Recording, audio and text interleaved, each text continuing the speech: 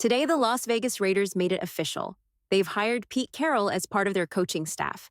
At the same time, John Spytek, another name that had been floating around, has also officially joined the team. There had been some uncertainty surrounding Spytek due to the Liam Cohen situation, with speculation that he might leave the Raiders for the Jaguars. But that's not the case. Both Pete Carroll and John Spytek are officially with the Raiders, and there's no backing out now. Now let's dive into the coordinators because I believe the success of the Raiders will largely depend on how well these coordinators perform. Pete Carroll is known for his defensive expertise, and while he has called plays in the past, he tends to hand most of the play calling duties over to his coordinators. Some coaches, like Andy Reid, Kyle Shanahan, Sean McVay, and Matt LaFleur, are known for calling their own plays, but Pete Carroll is one of the coaches who prefers to rely on his team of coordinators. So, for Carroll, it's essential to hire strong coordinators who can lead the way. Speaking of coordinators, there's already talk about potential candidates. Let's start with the offensive side of the ball, and the first name that stands out is Daryl Beville.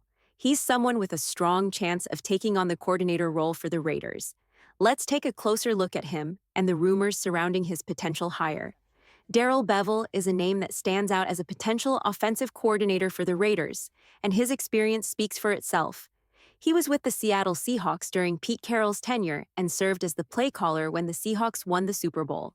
With years of experience under his belt, Beville has proven that he can handle the pressure of calling plays at the highest level and leading an offense to success. During the early days of Pete Carroll's reign in Seattle, the team was built around a strong defense, and the offense played a more conservative role. This approach worked for them, and considering the Raiders' current situation, especially with uncertainty at the quarterback position and a significant amount of salary cap tied up in defense, it makes sense to adopt a similar strategy. That's where Daryl Beville could be a good fit for the Raiders as the offensive coordinator. However, I'll be honest, while Beville is a solid candidate, he's not necessarily my top choice. There are a few other potential options I'd like to see for the Raiders. Some of these candidates have worked with Pete Carroll, while others haven't. Let's dive into the list, starting with Shane Waldren. Waldren spent the last 3 years with the Seahawks under Pete Carroll, where he took on the role of play caller. One of his key achievements was revitalizing Geno Smith's career and turning him into the quarterback we've seen over the past few seasons. Waldren's ability to work with quarterbacks and turn around struggling offenses makes him an intriguing option for the Raiders. Shane Waldren has had a solid track record as a play caller, especially during his time with the Seahawks, where he helped turn Geno Smith's career around. However, it's worth noting that this year, Smith is no longer working with Waldren or Pete Carroll. Waldren's time with the Seahawks ended, and although he briefly took a job as the offensive coordinator for the Chicago Bears, his tenure was cut short when he was fired midway through the season. I don't think Waldren was let go because he was a bad play caller, but more likely because Matt Eberflus, the Bears' head coach, was trying to make a change to spark the team, knowing his own job might be on the line. Interestingly, a few weeks after Waldren was fired, Matt Eberflus was also let go. I personally think that if the Bears had fired Eberflus first and let Waldren continue as offensive coordinator, the outcome might have been better for the team, though that's just my opinion. It's impossible to say for sure.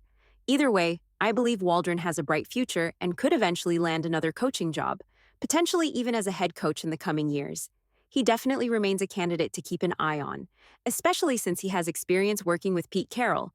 Of course, nothing is guaranteed in the NFL, and Pete Carroll could end up surprising everyone by bringing in someone from outside the typical pool of candidates. But for now, Waldren is certainly one to consider. Another name that stands out is Clint Kubiak, who also has a lot of potential. Like the other candidates, he's been fired recently, but he's someone who could bring a lot of upside to the Raiders. Let's take a closer look at him next. If I were in Pete Carroll's shoes, I'd seriously consider Clint Kubiak for the Raiders' offensive coordinator position. Kubiak has a lot of potential and is a talented play caller. Unfortunately, some of the situations these coaches have found themselves in haven't been ideal, making it difficult for them to fully showcase their abilities. Take Shane Waldren, for example. He took on the challenge of working with a rookie quarterback who struggled to play within structure. A guy like Caleb Williams, who Waldren worked with, isn't the easiest to develop in that way.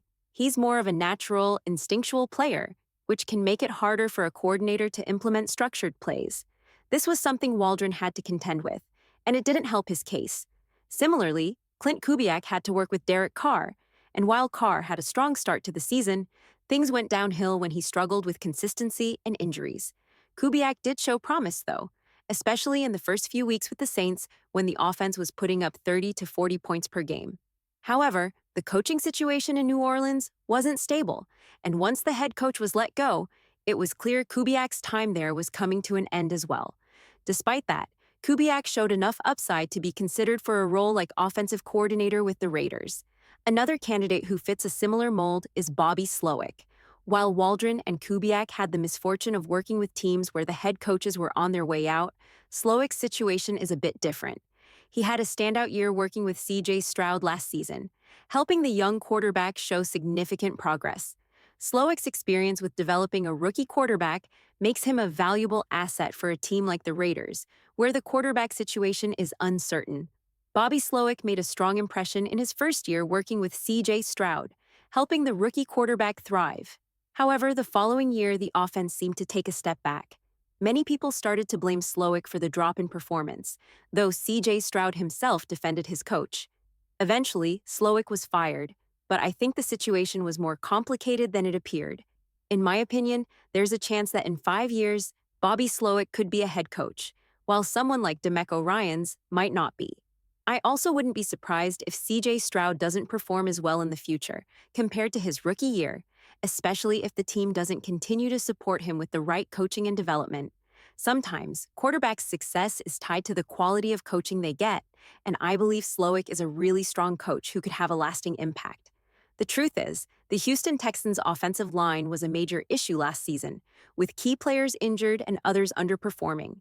They had to scramble to find replacements, and this created a tough situation for Slowick to work in. I feel like he was somewhat used as a scapegoat for the team's struggles, when the offensive line problems were a much bigger factor. Despite this, Slowick showed that he could be a very capable coordinator, and his name was one of the hottest in football last year. The key difference between him and someone like Ben Johnson is that Johnson stepped into a situation with a much stronger offensive line, which gave him a clearer path to success.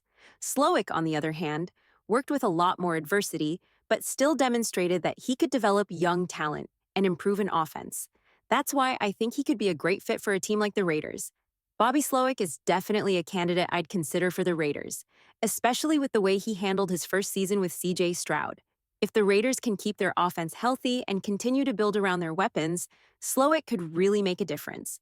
As for the Texans' offense, we'll have to wait and see how their weapons develop in the next few years, but Slowick's potential as a coach is clear. For the Raiders, I think he's worth serious consideration, along with the other names I've mentioned: Daryl Beville, Shane Waldron, and Clint Kubiak. Now, there are other candidates that people have thrown around, like Doug Peterson, who was recently fired, or Frank Reich, who was let go from the Colts and Panthers. Other names like Brian Leftwich and others have also been mentioned as possibilities. These are coordinators who have ties to Pete Carroll or who could be good fits for the Raiders in the right situation. Shifting gears to the defensive side of things, I think that's where the Raiders could make a huge impact as well. The name that really stands out to me for the defense is Robert Saleh. If the Raiders somehow manage to land him as their defensive coordinator, I believe they could have one of the top 3 or 4 defenses in the league. One thing I've noticed in the NFL draft process is that it's less about where players are drafted and more about how they're developed and coached. Take Dan Quinn, for example. When he came to the Cowboys, he turned a 5th or 6th round pick like Darren Bland into one of the best corners in the league. This just goes to show that with the right coaching, talent can be found at any stage of the draft, and Saleh would be the kind of coach who could bring out the best in the Raiders' defense. When you look at teams like the Washington Commanders and how Dan Quinn helped develop players like Darren Bland, it shows how much a good coach and defensive system can elevate players, regardless of where they were drafted. Another example is the cornerback drafted by the Commanders out of Michigan, who had an impressive rookie season, even though he wasn't a top pick. This highlights how important a strong defensive scheme is. Take Vic Fangio, for instance. Last year, the Philadelphia Eagles struggled defensively, but after Fangio came in, they developed one of the best defensive schemes in the NFL. This kind of turnaround shows that it's often less about the individual players you have and more about the system they're placed in. Similarly, when Robert Saleh went to the 49ers, he brought in players like Fred Warner and Javon Kinlaw, and his system helped turn them into stars. He then took a similar approach with the Jets, and once again, his defense is among the best in the league. This isn't just a coincidence. Coaches like Saleh, Fangio, and Steve Spagnuolo prove that it's not necessarily the players, but the defensive scheme that makes a huge difference. Of course, having elite players like a top 10 pick, such as Abdul Carter, is a huge advantage. But a defensive coordinator like Gus Bradley or Pete Carroll can still develop a solid defense, even with a fourth-round pick. The key is in how those players are integrated into the scheme and how well the system is designed to maximize their potential. I hope all of this makes sense so far. One of the main reasons I really wanted Robert Saleh to be the Raiders' defensive coordinator was because of his proven ability to turn defenses around, as we've seen with both the 49ers and the Jets. Unfortunately, Saleh has decided to return to the 49ers, which is a solid move for them. It was a much-needed boost for their defense, and I wouldn't be surprised if Saleh is back in a head coach role in a couple of years. It's definitely a good thing for the 49ers, but for the Raiders, it means they'll need to look elsewhere. Now, there's another name I think the Raiders should seriously consider: Patrick Graham. He's been with the team for 3 years now, and in my opinion, he's done a really solid job. The unfortunate part is that Graham has been a candidate for head coaching positions, and he's interviewed with teams like the Jaguars and Seahawks in recent years. He didn't get those jobs, but I believe he's still a strong candidate for a head coach position down the line. This year, the only head coach opening left seems to be with the New Orleans Saints, but I'm not sure if Graham will get that opportunity. Regardless, I think he's done great work with the Raiders' defense, and I would love to see him stay with the team.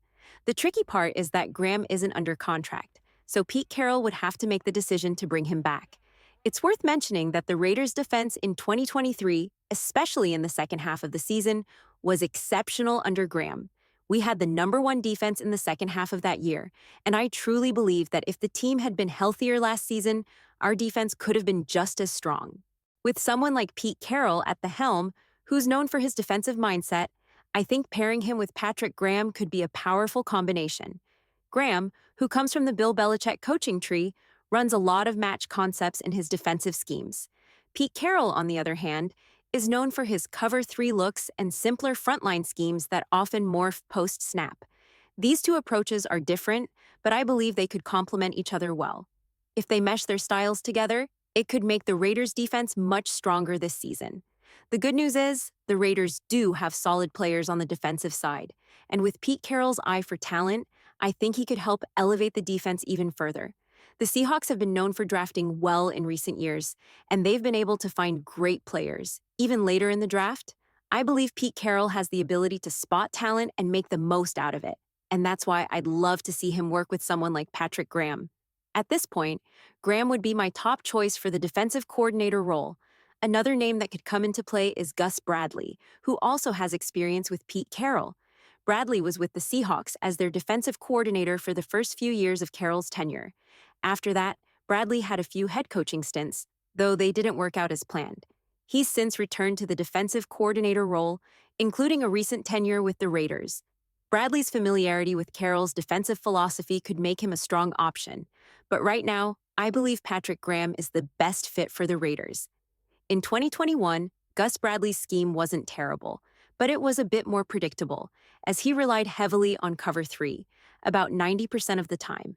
Cover 3 involves stacking the backfield and using a post safety, but they often switch it with man coverage, giving a similar look. While this strategy can work, it's a bit easier for quarterbacks to read, especially if they see a player in motion and know which cornerback will follow him. Personally, I think match coverage is a more effective approach because it makes it much harder for quarterbacks to read the defense. If you're running a cover 3 or cover 1 look, the scheme can be figured out more easily. Patrick Graham's match concepts, on the other hand, create a more challenging and unpredictable defense, which I think is the way to go. There are other notable names to keep an eye on as potential candidates for the Raiders. Chris Richard, who took over as defensive coordinator for the Seahawks after Dan Quinn left, could be a good fit. Clint Hurt was Pete Carroll's most recent defensive coordinator before he parted ways with the team. And of course, Ken Norton Jr. is another name with ties to Carroll, having been the Seahawks linebackers coach and later their defensive coordinator after Richard left. With all these strong candidates and coaches who have influenced the NFL, it will be interesting to see what Pete Carroll decides. Getting the right coordinators is crucial, and I'd love to hear your thoughts. Are there any coaches I missed or others you'd like to see on the Raiders' radar? Let me know in the comments below. Don't forget to like and subscribe, and I'll catch you in the next video.